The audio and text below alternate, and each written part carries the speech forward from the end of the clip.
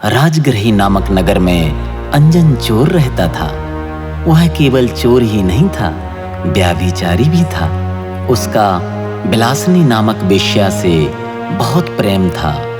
एक दिन वेश्या ने वहां के राजा प्रजापाल की रानी के गले में रत्नों का हार देखा और चाहा कि यह रत्नहार मुझे मिल जावे।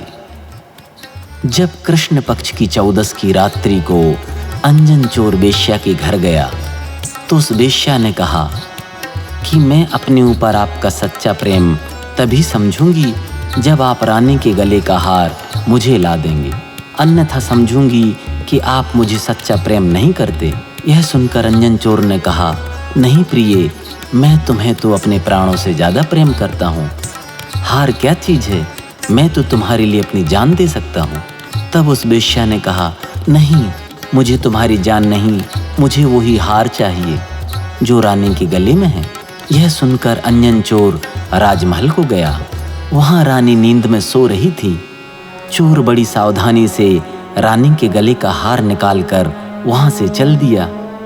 वह हार लेकर बाहर निकल ही पाया था कि इतने में महल के पहरेदार और शहर के कोतवाल ने उसे चमकता हुआ हार ले जाते देख लिया।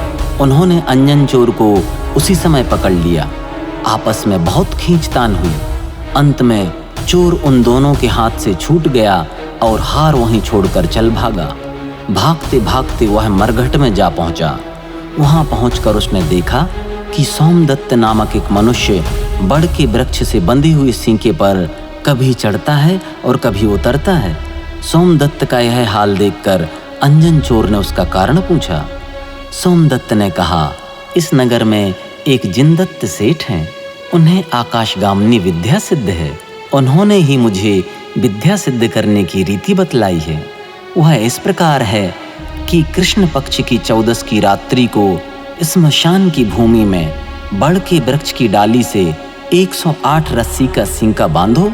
सींके के नीचे धरती पर भाला, बर्छी, तलवार आदि नुकीले हथियार ऊपर को नोकें करके खड़ा करो और सींके में बैठकर ड़मोकार महामंत्र पढ़ते हुए चाकू से एक एक रस्सी काटते जाओ। अंतिम रस्सी काटने पर विद्या सिद्ध होवेगी और तुम्हें अधर ही में झेल लेवेगी।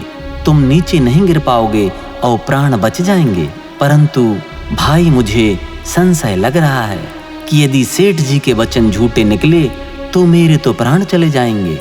यह सुनकर अंजन चोर ने विचार किया कि मैं सिपाहियों के हाथ से छूटकर आया हूँ, पकड़े जाने पर मरना तो तय है ही। यदि यह विद्या सीख लूँगा तो बच भी सकता हूँ। इसलिए अंजन ने सोमदत्त के कहने पर पक्का विश्वास कर लिया और वह मंत्र विधि सीखकर बड़े संतोष के साथ सींके के अंदर बैठा तथा निशंक होकर पंच नमस्कार मंत्र पढ़ना प्रारंभ किया। लेकिन उसे पूरा याद नहीं हो पाया था और वह बोलने लगा, आड़म ताड़म कछु न जाड़म सेठ वचन परमाणम, अर्थात कि हे भगवान, मैं तो कुछ नहीं जानता हूँ, लेकिन सेठ जी बहुत ही धार्मिक हैं। उनके कहे हुए वचन परम सत्य होंगे। और निशंक होकर बड़े संतोष के साथ सींके के अंदर बैठा तथा निशंक होकर पंच नमस्कार मंत्र पढ़ते हुए एक एक रस्सी काटने लगा। सब रस्सियां कट जाने के बाद हथियारों पर गिरने को ही था कि आकाशगामिनी विद्या ने उसे झेल लिया और कहने लगी कि मैं आपको सिद्ध हुई हूँ, अब आप जैसी आज्ञा देंगे मैं वैसा ही करूँगी। तब अंजन बहुत प्रसन्न हुआ और कहने लगा, मुझे जिनदत्त सेठ के पास ले चलो। आकाशगामिनी विद्या उसे विमान में बैठाकर सुदर्शन मेरु पर ले गई, जहाँ सेठ जी वंदना को गए थे। वहाँ अंजन ने पहले तो अकृत्रिम जिन चैत्यालयों की भाव सहित वंदना की। फिर वह सेठ को नमस्कार करके कहने लगा कि महाराज, आपके प्रसाद से मुझे इतना बड़ा लाभ हुआ है, अब आप कृपा करके मुझ अपवित्र को इस महापवित्र जैन धर्म का उपदेश दीजिए। तब सेठ जी उसे एक मुनिराज के पास ले गए। वहाँ उन्होंने मुनि और श्रावक का धर्म सुनाया।